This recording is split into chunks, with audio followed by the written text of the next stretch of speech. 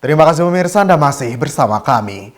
Rumah Sakit Umum Daerah Dr. Raden Sujono Selong mendapatkan kunjungan dari Komisi Akreditasi Rumah Sakit yang telah dibentuk oleh Kementerian Kesehatan Republik Indonesia.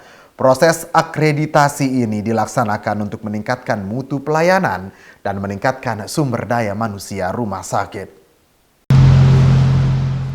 Rabu 9 Agustus, Rumah Sakit Umum Daerah Dr. Raden Sujono Selong mendapat kunjungan dari Komisi Akreditasi Rumah Sakit atau KARS. KARS merupakan lembaga independen pelaksana akreditasi rumah sakit yang bersifat fungsional dan bertanggung jawab kepada Kementerian Kesehatan Republik Indonesia. Akreditasi sendiri dilakukan untuk meningkatkan mutu pelayanan rumah sakit, meningkatkan keselamatan pasien rumah sakit, dan meningkatkan perlindungan bagi pasien, serta meningkatkan sumber daya manusia rumah sakit yang sebagai institusi dan mendukung program pemerintah di bidang kesehatan.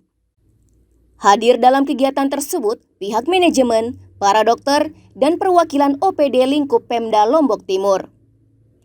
Direktur Utama RSUD Dr. Raden Sujono Selong Haji Hasbi Santoso menyampaikan, survei akreditasi untuk RSUD Dr. Raden Sujono Selong akan dilaksanakan selama 3 hari ke depan.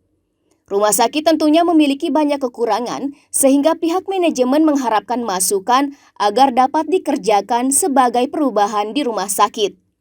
Dikatakan Hasbi, untuk mewujudkan visi rumah sakit yang bermutu dalam pelayanan dan menjadi pusat rujukan regional, rumah sakit fokus pada area peningkatan mutu dan keselamatan pasien.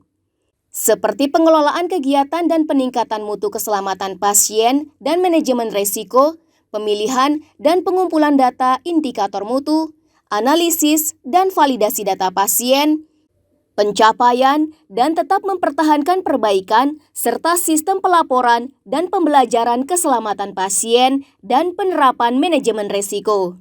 Sehingga 18 Agustus besok kami akan berulang tahun ke-35 di lokasi kami saat ini. Kemudian di tahun 19 yang sebelumnya masih menjadi tipe D, kemudian 1993 berdasarkan SK Menkes menjadi kelas D.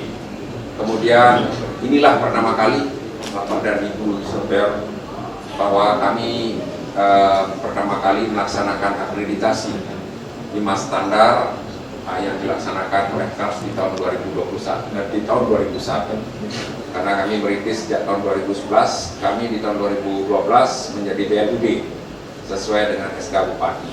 Kemudian di tahun 2020 kami dari tipe C menjadi tipe B, kelas B non pendidikan dengan izin operasional dari seperti yang kita ketahui ini diterbitkan oleh daerah. Kita ini merupakan rumah sakit kabupaten, maka izinnya diterbitkan dari dinas di provinsi. Insya Allah ini di tahun depan, tahun 2024, kami menjadi pusat rujukan untuk provinsi seluruh kawasan di Provinsi Nusa Tenggara Barat untuk pelayanan TBC. Ini kami sedang persiapkan melalui DAP dan juga APBD. Kemudian visi ini kami jabarkan dalam 3 misi. Sementara tim akreditasi KARS, Dr. Haji Sarjana menyampaikan, KARS selaku penyelenggara aktivitas survei simulasi akreditasi memiliki paradigma survei yang berbeda dari tahun sebelumnya, di mana dalam penilaian survei kali ini harus mengikuti standar dari Kementerian Kesehatan. Walaupun begitu, 75% penilaian yang dilakukan oleh KARS sudah sesuai dengan standar yang ditetapkan oleh Kementerian Kesehatan.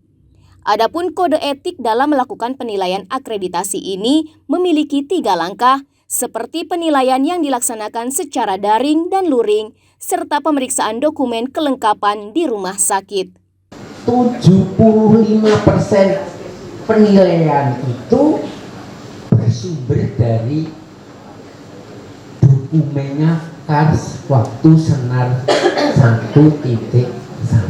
Jadi 75% kan masih mayoritas.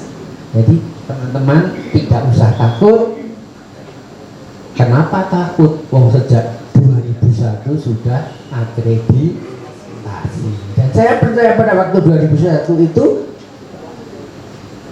penilaiannya, standarnya yang punya adalah Kemenkes.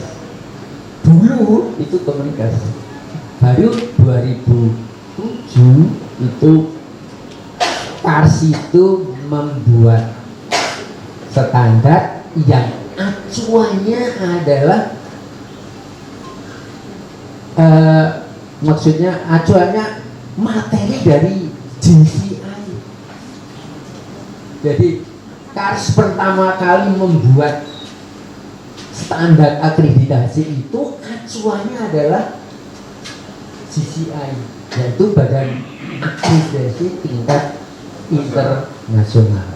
Isnaini, Alif RG, Selaparang TV melaporkan.